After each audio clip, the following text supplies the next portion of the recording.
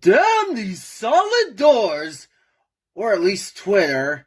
It seems to be acting up a bit, so I'm not able to be in touch with the ghosties out there that I usually talk to. Nonetheless, here is my second rerun rewind. Try saying that 5 times fast. This one just ended a couple minutes ago as I'm talking to you. Was Sam's Mom, which was part of the batch of new episodes we got maybe a month ago. Before I go any further, I did want to correct some things from last video. The new episode next week, this is the American version, the CBS version, is actually called Ghost Writer, not Storyteller. Second of all, I realized the table was not necessarily desserts, not necessarily a party, but things that guests at the B&B would use. And yes, I remember, why would the ghosts be having desserts anyway to celebrate anything, being that they can't eat anything, barring possessing someone's body, they can't eat anything, so who knows what that was about. So, Sam's mom. Now, I mentioned in the previous video how last week's rerun planted the seeds about Pete's crush on Alberta. So it makes sense that this would be the next episode to be rerun, considering this was the official first time that Pete announced his feelings to someone else. I would wonder if this means that one of the upcoming new episodes, either next week or the week after, would deal with the relationship somehow. But both of the episodes, from what I've seen, seem pretty stacked as it is, and Pete and Alberta would unfortunately get lost in the shuffle somehow, so maybe we'll have to wait. Maybe there'll be a hint or two. I don't know. But rewatching this episode, I did notice something else. The time that the ghosts were alone while Sam and Jay were away in Ohio, it rather reminded me of scenes from the BBC version, in which the ghosts usually have many scenes by themselves in conference. And actually, if you listen to the dialogue, I think Pete is the one who said it, there's kind of a nod to the BBC version and those meetings. I think it was Pete who mentioned having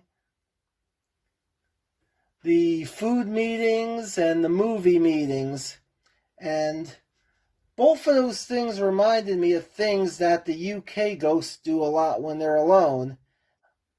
I don't know if it was intentional or not, but I still can't help but wonder, was that a reference to the UK version? Nothing really groundbreaking, it's just a nice little nod to the show.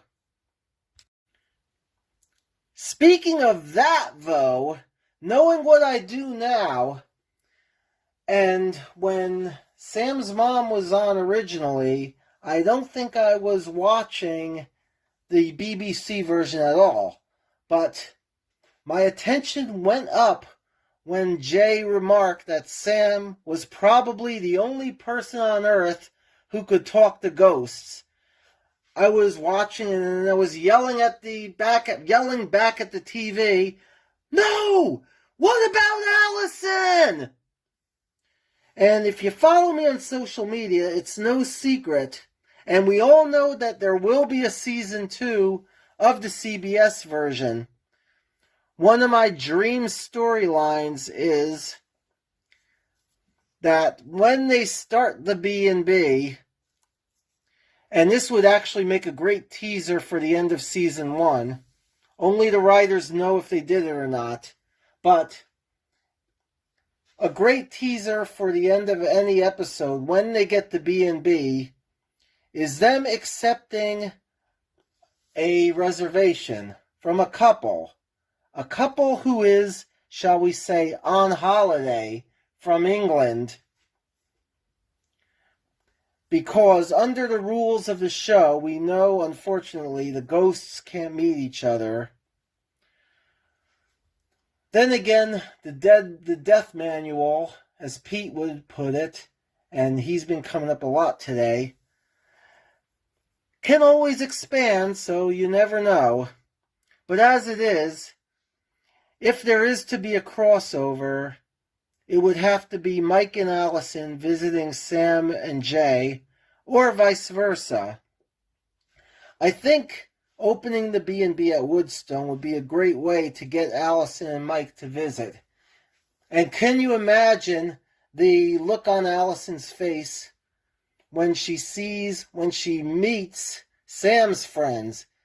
Can you imagine the not here too feelings that she would have?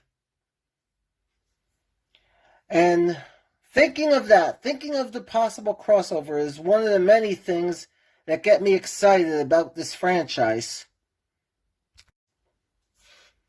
But moving on, there's another coincidence that I noticed in this episode.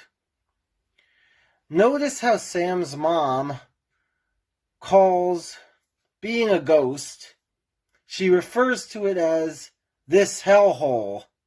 Now, if those words sound familiar, think back to the possession episode, and when they imply about the exorcism, Hetty, while she's inside a J, remarks, there might be a way out of this hellhole.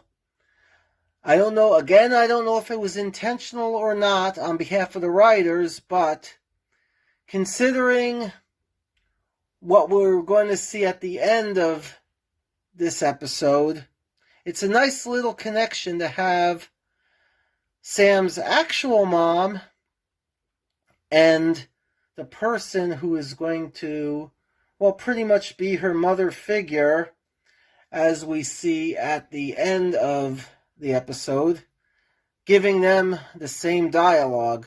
I think that was a nice touch. Again, I don't know if it was a coincidence or if it was meant to be something, meant as a callback, but I liked it.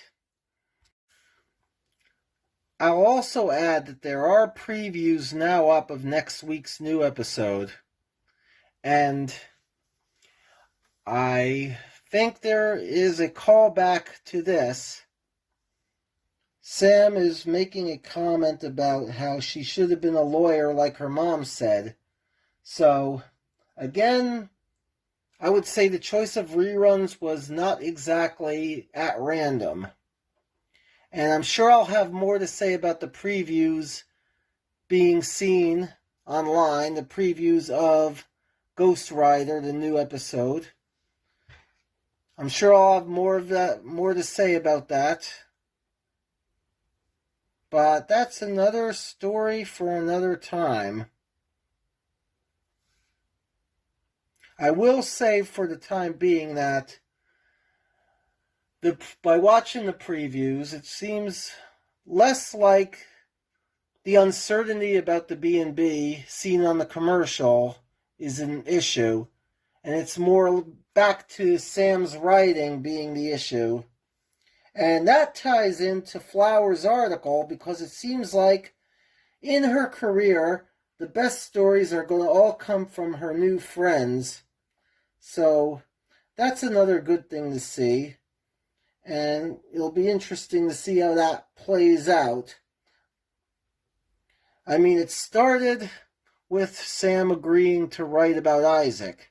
Then she wrote the article about Flower. And next week we will see how this progresses.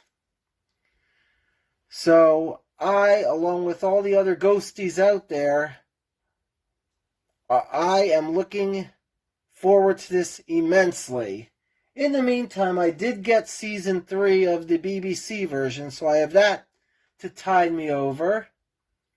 And I'll have to say something about my thoughts about both versions sometime in the future.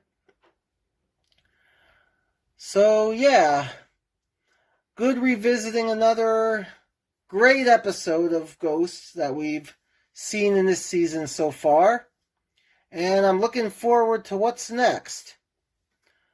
But I will leave you with one last thought. Okay, Trevor couldn't get the remote control. But why couldn't he push the power buttons and presumably the channel buttons on the TV screen itself? Okay, I know not all flat screens have all the buttons, but you got to assume. If I'm missing something, please let me know. But more importantly, if you have anything to add to what I've said, or any feelings or thoughts about any of my opinions or theories here, feel free to shoot the comments down below. I look forward to hearing from all of you. I love talking to fellow fans and anyone involved with the show. So until next time, I will see you all